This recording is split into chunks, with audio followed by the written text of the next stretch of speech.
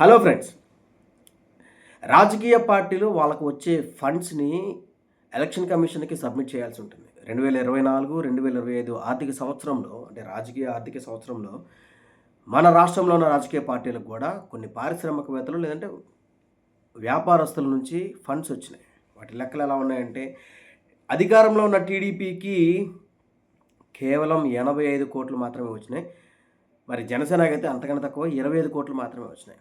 కానీ అధికారంలో లేని కేవలం 11 సీట్లకు మాత్రమే పరిమితమైన జగన్మోహన్ రెడ్డి గారి పార్టీకి మాత్రం 140,00,00,000 వచ్చినాయి.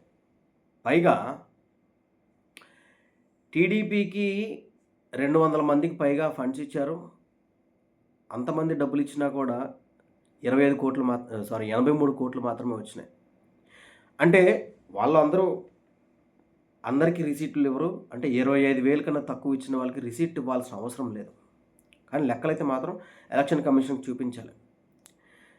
ఇంకా జనసేనకైతే 100 మందికి పైగా ఇచ్చారు. 100 మందికి పైగా ఇచ్చినాక వాళ్ళకి ఇచ్చిన డబ్బులు 25,00,00,000 మాత్రమే.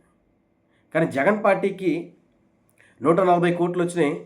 ఆ 140,00,00,000 ఇచ్చింది కేవలం 37 మందే. అంటే ఈ పారిశ్రామికవేత్తలు లేదంటే వ్యాపారస్తులే రాజకీయ పార్టీలకు డబ్బులు ఇస్తూ ఉంటారు. తర్వాత వాళ్ళు ఆశించేది వేరుగా ఉంటుంది. అయితే అన్ని పార్టీల కన్నా జగన్ పార్టీకి డబ్బులు ఎందుకు వస్తున్నాయి? నిధుల ప్రవాహం ఎందుకు అలా ఉంది? 140,00,00,000 వచ్చినట్టుగా లెక్కలు చూపిస్తున్నారు వైసీపీ వాళ్ళు. అంటే దీన్ని బట్టి మనం ఏం అర్థం చేసుకోవచ్చు?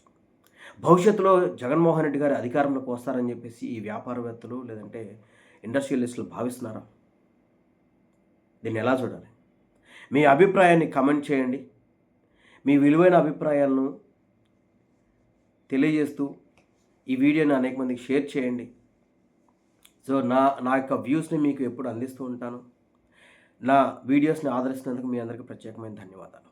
Thank you.